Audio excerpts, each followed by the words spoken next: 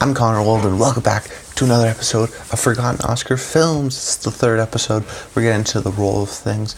But if you're new to the series, which you most likely are, this is a series where each and every week I break down a film that was nominated for Best Picture that I'd never heard of or I'd never seen, and talk about maybe why it hasn't been talked about more regularly in the film conversation today.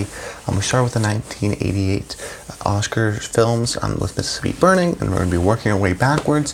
This year, of course, now 1986 movies. So it's the movies that were released in 1986. The Academy Awards were held in 1987, just to clarify some confusion.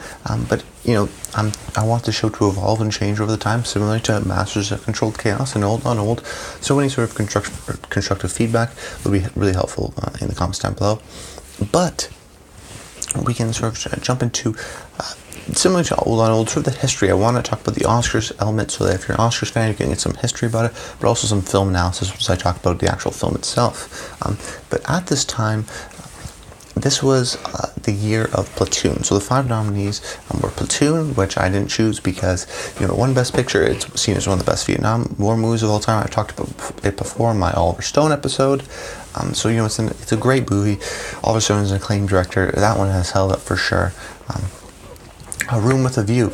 That's by James Ivory. It was almost sort of a contender, but he's been sort of in the conversation recently because he won the Oscar for Call Me By Your Name, and sort of seen and been known for this sort of lush period drama. That's something that has sort of stayed around a bit, and he is a name that's been popped up more recently, truth be told.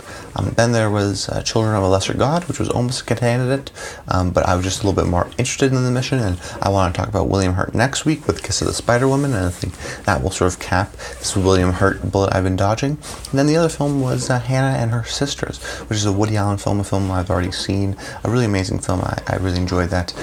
But Woody Allen himself is now a controversial director today, so I didn't want to necessarily go into that just yet.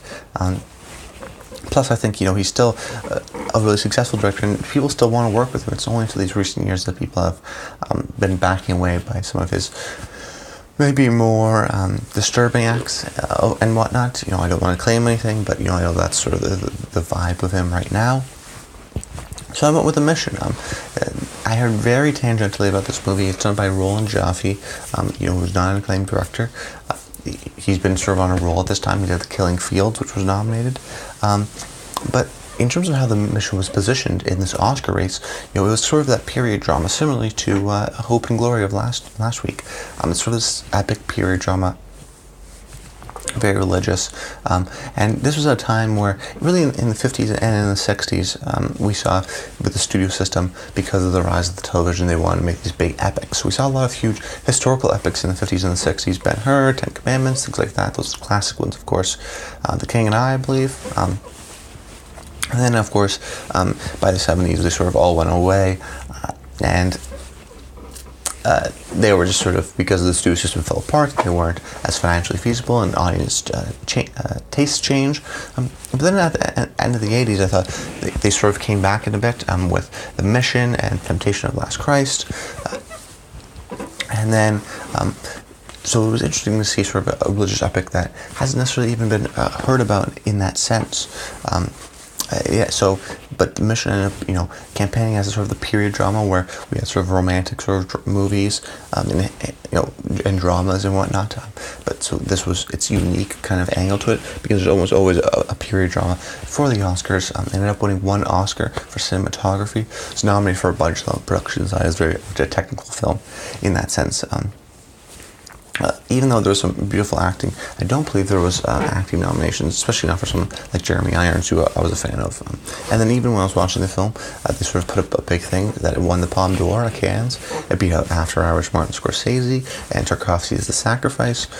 So it had some sort of establishment there, but even still, if we did a forgotten Palme d'Or films, that would be a series on its own I could start from last year. It's one of those just things where it's very European, and I think this film does feel kind of European. So transitioning more over into my thoughts, I enjoy the movie because it's a challenging film, definitely. I think it's a rewarding film if you really dive deep enough into it. I think that what really sort of struck out me, there's some things that sort of bothered me, but the things that struck out for me right away were the cinematography. Really deserved that Oscar. It's a beautifully shot film, shot on this 2:35:1 aspect ratio. So it's got these really amazing wide shots. Very disappointed that I couldn't see it on the big screen. Just one of those movies that, very rare to see. But very beautiful movie. There's some really just great shots of mass amounts of people, of sort of the villages, or the sort of the native people, or even sort of the bureaucrats and the politicians, and these sort of courthouse scenes, which are really beautiful.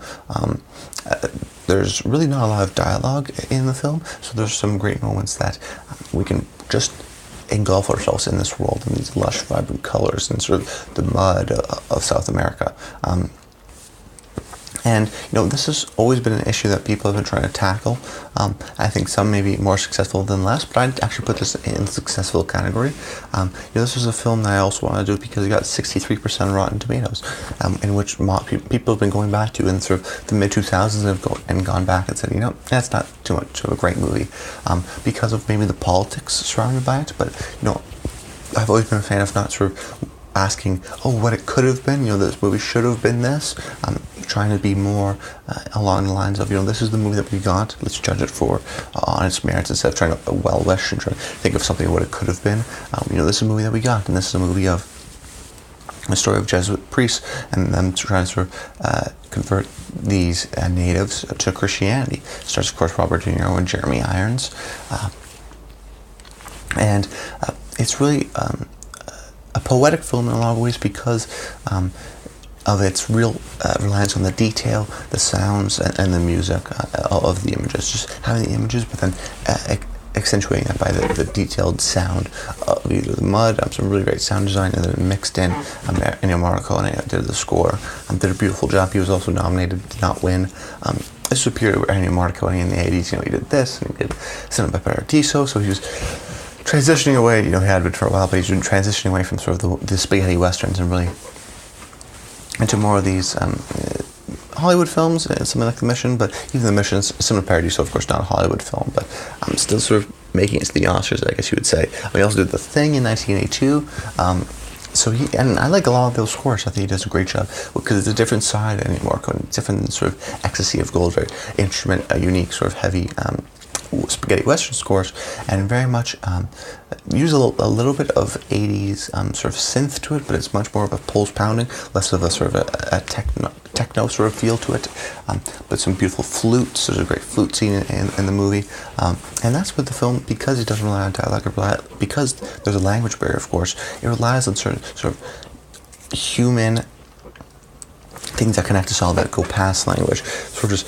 the way people glance at each other. So many beautiful reacted shots. The eyes from Jeremy Irons and Robert De Niro are really beautiful. But really transferring into that, I thought the acting was really well done. Liam Neeson is in this movie. He's barely in it because he wasn't that much of a star at the time.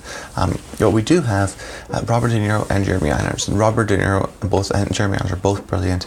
But I really maybe gravitate a little bit more towards Jeremy Irons' character.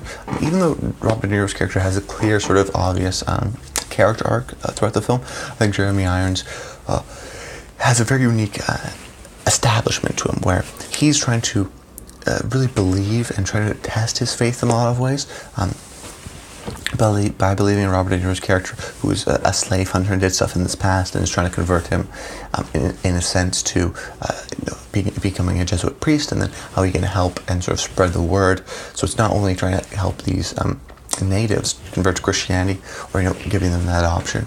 It's also him trying to find love within his heart to forgive people and try to act the sort of way Jesus would. It's that internal conflict with him, trying to show his love and his devotion, but then dealing with sort of the political state of the time, because this is also a movie that's very political and very interesting because it has the Spanish and the Portuguese aspect in South America, Argentina, and I think Paraguay is where it's generally set. Although it's not, I think it does in the very title cards, but it's not specific in the actual film. But really, it shows this. What I enjoy, one of the main core themes about it is, while this is a movie about love and redemption and sort of devotion to your life to something and learning to forgive and non-violence. It's also a movie about politics and church versus state, and religion versus dogma. Of how really the church, especially in this time, has become sort of devoid and sort of corrupt. Nowadays it's like there's sort of clear lines between the church and the state, but in these times in countries like Portugal and Spain, where everyone is either Catholic or Christian of some sorts, they say in the scene, they're Christian men, but the court is supposed to be atheist. So it's trying to find that devotion of where are those lines and where do they merge in, but then also using their Christian values to say, is this right, is this wrong, because they're talking about I believe the Spaniards do not allow slaves, but the Portuguese do, and it's kind of that thing. Well, but they're trying to prove that the Portuguese actually do have slaves. So really, it's trying to show that the Jesuit priests are trying to go back on the sacred texts and the texts that sort of founded Christianity, and then the Portuguese and the Spanish have sort of twisted it and changed it. There's a scene where they talk about, that was a radicalized Christian. He goes, that was actually what we originally started with. That's what we believed in. But now it's morphed so much, it's changed so much. There's so much bending of the rules, and really it comes to a point where they realize that this is not financially feasible, so that they try to stop the quest and stop the missions, even though they sort of put so much effort, so much money into it. They don't want to see through that. And it's sort of devotion. It's a devotion from the actual text and what Jesus and God, what they wanted you to say, versus actually sort of the politics of the time and how much it will cost you and how much those moral values are held up and how much they're changed and how much they evolved over time, versus are they going away from the true sort of fundamental pillars of Christianity. It's a very interesting sort of philosophical debate, along with going on sort of the different aspects of love and devotion to your life, and sort of that, and sort of patience. That someone like Father Gabriel, Jeremy Irons' character, portrays, versus sort of the anger and the passion that someone like Mendoza, Robert De Niro's character. So I think that it was very interesting, sort of back and forth. My complaint would be is that it's definitely a challenging movie. It's a slow movie. It doesn't have a lot of dialogue. It actually sort of drags, I think, in the middle. I would actually cut a bit of it, or I just actually make it longer and explore those themes more in depth. But for the theme that it was, it's not going to be something that tells you it through dialogue. It's going to be through gestures and natures and certain events, visual representation, symbolism. The beginning sort of opening scene with this man going down the river, crucified like Jesus, is very powerful. So there's great sort of religious symbolism throughout the film and imagery. And overall, I enjoyed the film, but tackling the main question as to why it doesn't hold up, I think this is a product of its time. I said, in the 80s there were these sort of religious epics, but even those epics sort of transitioned and away from being religious, and now they're sort of like Dances with Wolves and Braveheart and Last of the Mohicans in the early 90s. But even those films haven't, something like Dancing with Wolves hasn't been really held up in modern day consciousness, even though it was sort of the big movie at the time. That might have been a movie I would have covered. It gets known because it won Best Picture, but that's about it. It's not as sort of revered as maybe people thought it would be at the time. And The Mission, it's a hard film to watch too. It's not like, hey, you want to watch an 80s religious epic that's 2 hours, that's kind of a slow movie, meditation on religion, that could hurt it. I mean, personally for me, it may be hard for myself to go back to it because I'm a fan of Martin Scorsese's Silence, which tackles similar themes, and I may go to that one over this one. But it has a different aspect in terms of the politics that I think Silence has less of. That has more definitely the faith-based and sort of martyrdom and sacrifice that this tackles, but it also tackles the politics of it. So they are different in that sense. But for even myself, I really enjoy the movie. It's hard for me to go back, and we constantly see this with the 80s movies. It wasn't a big blockbuster. It wasn't the Back to the Future, film. People are sort of discovering it now, today, and I think that there's some real subtlety going on in the acting. So I think if you want to see Robert De Niro's best performances, of course you have King of Comedy and Taxi Driver and Raging Bull and those great character studies. But this is also a really great movie, especially Jeremy Irons. I mean, where did he go? He's been a character actor now, but he's really a fantastic leading man with some amazing acting abilities I'd love to see bring back. I mean, he was one of the best parts about Justice League is Alfred, right? I don't think he's going to be coming back for the next one, which will be disappointing. Anyways, I just think that it doesn't hold up because it's a hard movie to watch. It's a period piece. It hasn't got the critical acclaim maybe that is necessary. But if you want to see a really fantastic Robert De Niro performance or a great sort of religious epic that sort of has some really unique themes and contemplations, I definitely think about it. And I think that people are maybe starting to talk about it now, and maybe it's starting to build a thing as people discover it, as myself. So maybe in a few years this will be seen as a redundant episode, but nonetheless I still enjoy The Mission very much, and it's a film that I don't think people talk about enough, and I encourage you to watch it because I think it's a really well done film. That's about it, guys. I hope you guys enjoyed the episode. Make sure to comment below. Let me know your thoughts on The Mission and what you want to see for the next few years. Next week's going to be Kiss the Spider Woman, but after that, maybe if you want to see a film, I heard comments before, something like All That Jazz. I'm also going to be planning on doing that movie, which should be a lot of fun.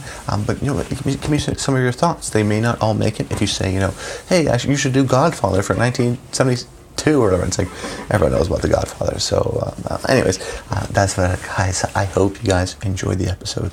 And until next time, stay tuned.